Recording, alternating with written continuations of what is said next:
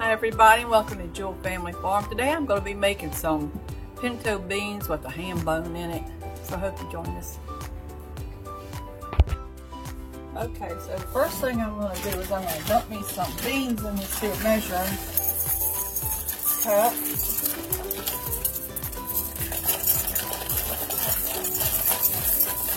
I'm going to make about 4 cups of beans. I bought this giant bag of beans, so I have plenty on stock. Alright, so I got 4 cups of pinto beans here. I was going to put it down here in this bowl. Now I don't soak my beans overnight. A lot of people do. I just don't. I don't see really what the benefit of that is myself, but I want to have a lot of beans. This is a lot of beans that I'm cooking for just 2 people, but I want to have enough left over because I think I'm going to make something else with it this week, so I want to have some extras. And you just put them in here with some warm water, and you just wash them really good. And if there's any bad beans, they'll come up to the top of the surface and you just pick them out. Just kind of look through your beans, see if there's any bad beans in here. Kind of pick through them. And if there is, then just, pick them out, throw them out.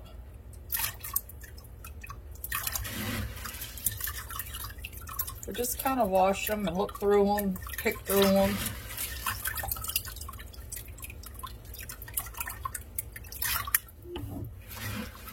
Okay, I'm going to put it through this sift, through this colander. Just run the water out of these beans.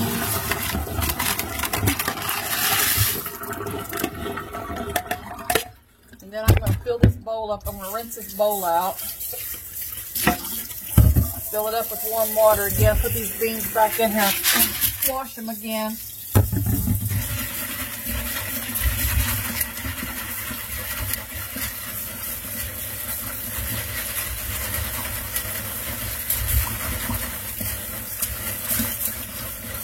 Just wash them pretty good because, I mean, I'm sure they haven't been washed since they come out of the field.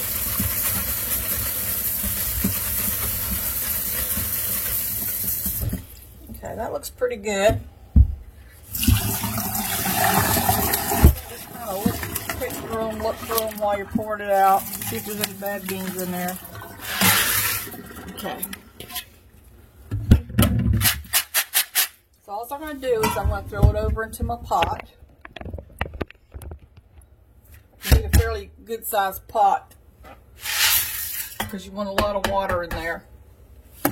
You don't want your beans to cook too dry, and you don't want to keep adding water, so put a lot of water in there from the very beginning. So I got 4 cups of beans, so you want to make sure that these beans are covered up and probably about halfway up the pot. Because then you're going to put your ham bone in there. Or you can put chunks of ham. Whatever you want to put in yours. Sometimes I just put a big old chunk of ham in there because I like to have all that meat with my beans sometimes. So then I'm just going to cook the bone.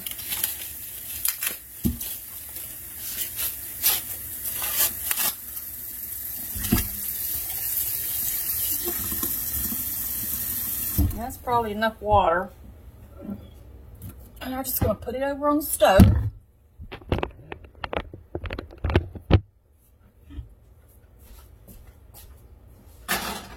Turn it on, let it come up to a little bit of a simmer, and then we're going to cut it down.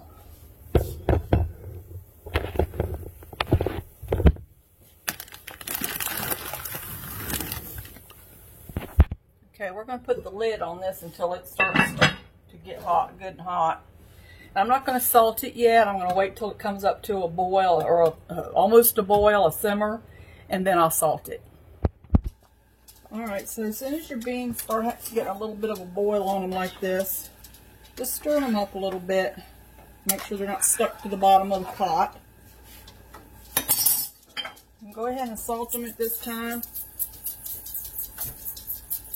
Put quite a bit of salt in there because you don't want to mess with them a whole lot while they're cooking. You just want to let them sit there and cook. So turn your eye down,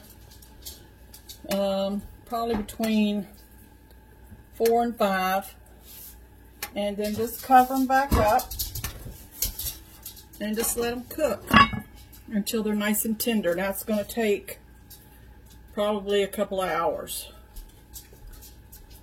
All right, you just want to make sure that they're keeping a nice simmer, but you don't want them to boil over. Okay, so as soon as these get ready and get cooked, I'll be back. Okay, so the beans have been cooking for a couple of hours now. They still need to cook just a little while longer. They're still not real soft yet, but let's see if I can scooch you up here where you can see better. Alright, so I'm just going to put a few things in here that we like. And you can just eat them like this. You don't have to put any seasoning in them. You do need to add some salt at least. They won't taste too good without the salt. But you need to salt them pretty good. So I'm going to put, I got some cumin here. And I'm just going to sprinkle some in. Maybe a tablespoon of cumin. And I'm going to put a little bit of chili powder in mine. Not much though. Maybe about a tablespoon. And I already added some salt and pepper to it. So I just want to give it a little bit of flavor. And so this is what it looks like. And I'm going to make some cornbread, and I'm going to cook some fried potatoes for supper. Okay, so I'm going to fry up some potatoes. And I've already peeled and washed my vegetables, and I'm just going to cut up some, these are poblano peppers. They're not green peppers, but I like the taste of them, so I found these at the grocery store, and I decided I wanted to try those and so far I really like them. A lot of people roast them and then just take the outside skin off of them and use them, but I thought I would just try them like green peppers and see how it turned out, and I think they're pretty good. And I've already washed my onion and my potatoes and my pepper, so everything's been washed. I want to cut this onion up fairly small.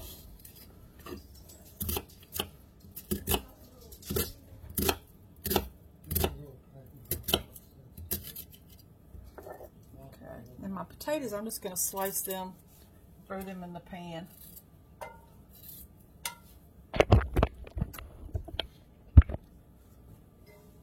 I got some grease in my pan that I've already melted down, and it's still kind of warm.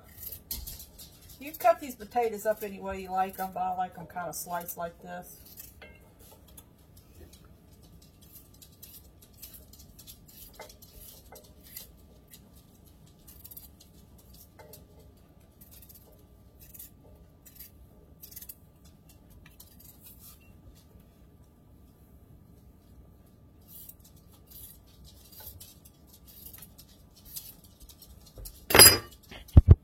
So I got one more potato to cut up.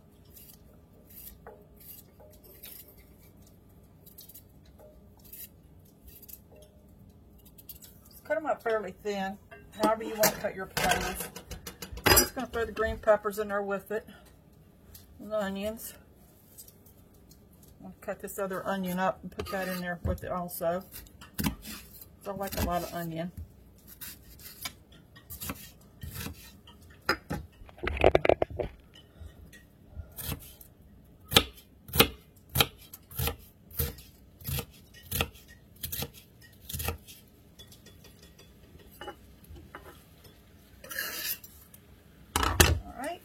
Spread all that out.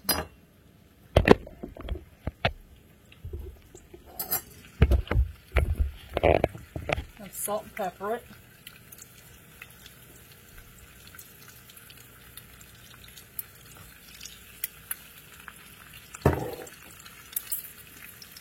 Potatoes need quite a bit of salt on them.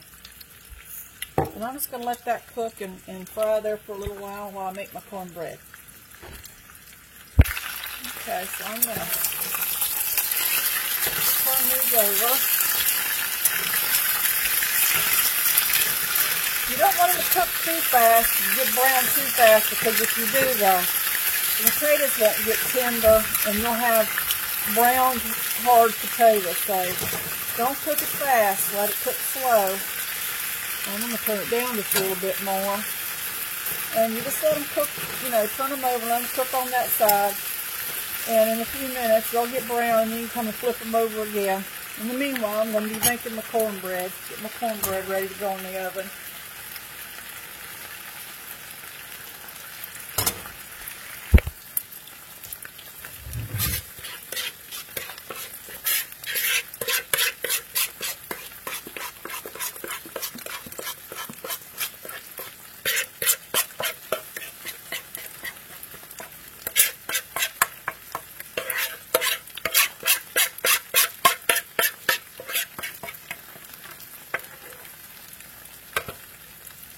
And let that cook for a few minutes,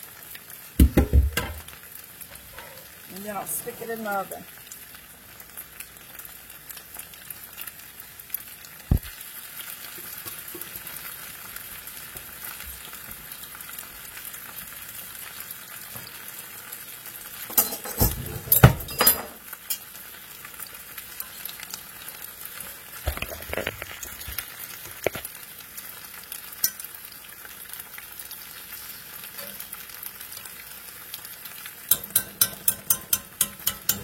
We got enough food here. This will last us for a couple of days for supper. And so that's why I'm making so much.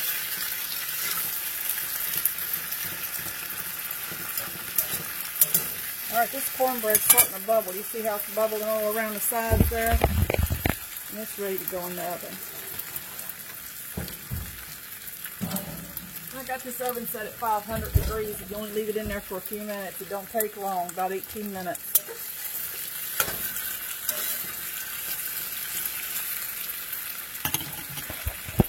Alright, so right when these potatoes get done, get soft, we want to turn the eye up just a little bit because I want to brown the bottoms up.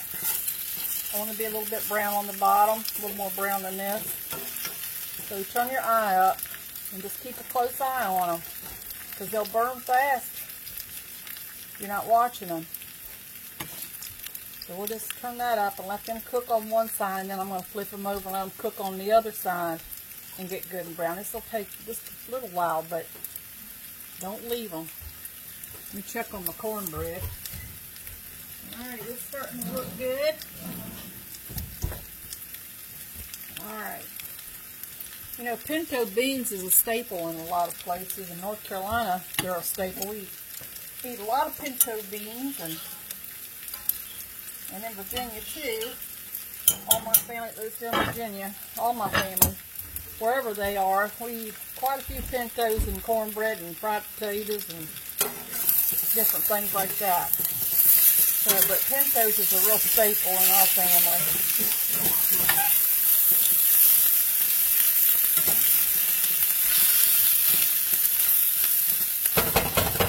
Let those brown up a little bit more, and they're just about done.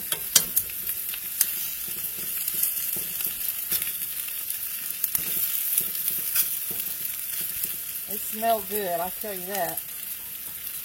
I don't know about you, but potatoes is one of my favorite things to eat. I don't know if I could live without a potato. I do like some pintos and cornbread too, though.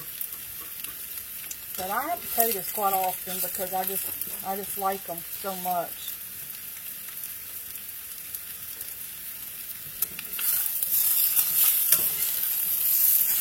Alright, they're starting to get good and brown.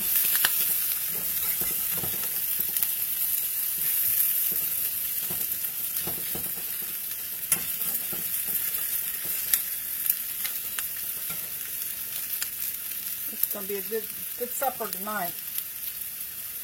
Now, pintos, they softened up.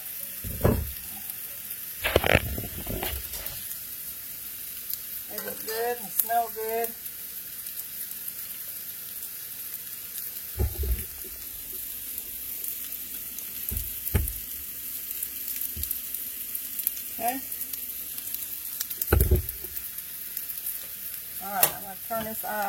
because I think these potatoes are brown enough.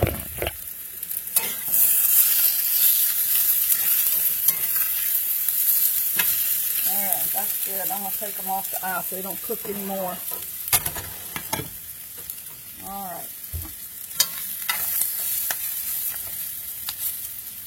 Waiting on the cornbread. Alright, so here it is. Everything's ready. And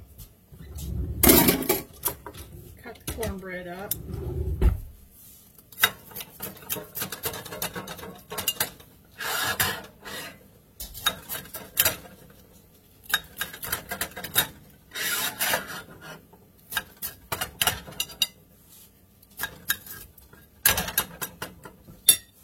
Put a piece on this plate and plate this food up. Well, I like to put my beans in a little bowl like this.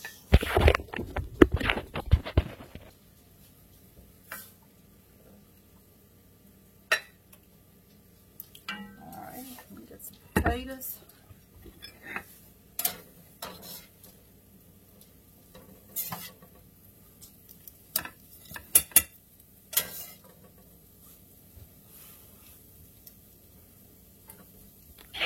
And that's it. Supper's ready. Now, usually we have some chow chow to put on these beans, but we don't have any more. We ate it all, so we don't have any left for this year. But hopefully we'll get some cabbages in next year and start making some more and canning it.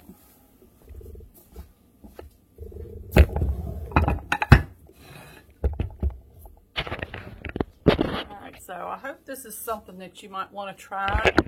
It's a really nice staple to have in your pantry, to have a big bag of pinto beans, because you can make a lot of things with pinto beans. You can, like, if we took some of these beans in a couple of days and cooked them down, we can make refried beans out of them. You can use the leftovers for chili. I'm going to make something called a cowboy stew at the end of this week, because with that leftover hamburger that I had, you know, on Sunday or Monday, whenever it was, I'm going to use that to cowboy beans. So anyway, let me get a fork. Alright, so I like to put some butter on my cornbread.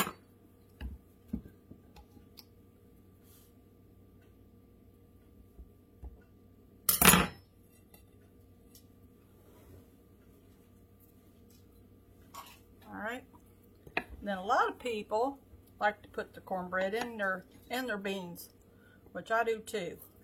So I'm going to put my cornbread in my beans, and that's how I eat my pinto beans, with cornbread in it.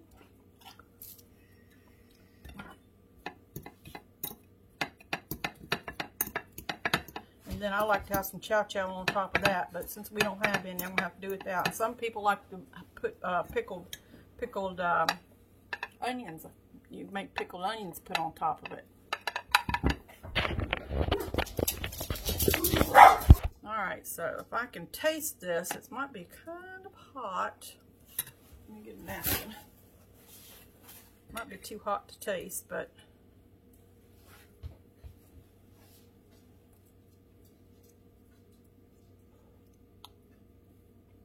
it's really good. If you like refried beans, that's kind of what this tastes like. I know a lot of people have probably had refried beans more than the people that have had just cooked pinto beans. And but anyway, it kind of tastes like that a little. I mean, there's a lot of similarities to it, except the beans are whole instead of all smashed up and everything. So here's the potatoes.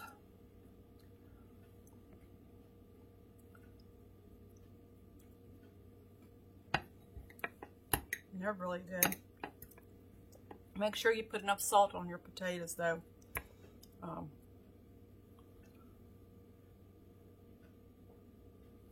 Okay. It's a good hearty meal, very filling.